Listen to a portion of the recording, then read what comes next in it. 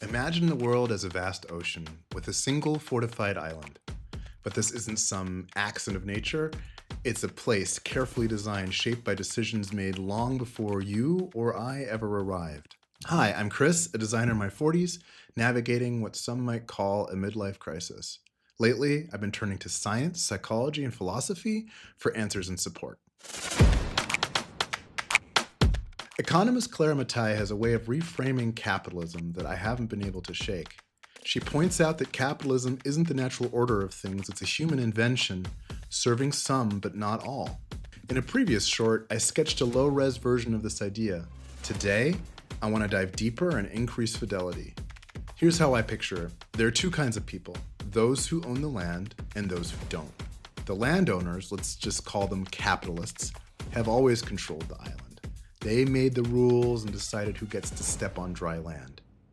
The rest of us, we're in the water.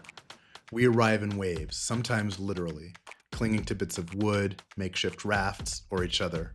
Like barnacles, we grip anything we can just to survive. But the capitalists have already thought of this. They've built a market right on the shore. Here we, the castaways, can sell the one thing we reliably possess, our labor. In return, we're allowed onto the island, but only as long as we keep producing value for the landowners. It's a system that processes us like cattle, making us believe we're making our own luck. Once inside, we join the endless cycle of production and consumption. The profits from all this labor, they get funneled right back into the island, into the walls, the market, the mansion on the hill. The landowners reinvest not to uplift those still in the water, but to reinforce the system itself. And often, this reinvestment comes at the expense of regular people. Pollution spreads, resources are depleted, and those struggling in the water pay the real price for keeping the cycle going. Whenever someone complains, the answer is always the same. Take personal responsibility, work harder, make better choices. Instead of questioning why the other side of the island is so hard to reach, we end up blaming each other.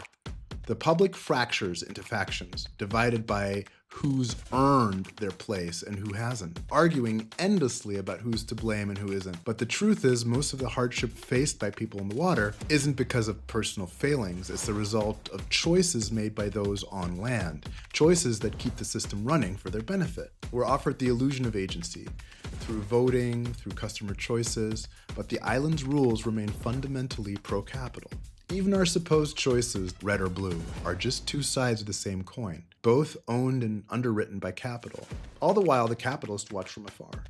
Their game isn't about survival or improvement, it's about betting on what happens next. Their fortunes rise and fall, but they never really meet the people whose lives are at stake. Clara Mattei's insight is clear. The system isn't broken, it's working exactly as intended. Once you see the design, personal responsibility starts to look less like wisdom and more like a mechanism of control, keeping everyone focused on each other instead of the people and structures that truly shape our fate. So the next time you picture the world, think about the island. Who built it? Who benefits? And what if we started questioning the design instead of each other?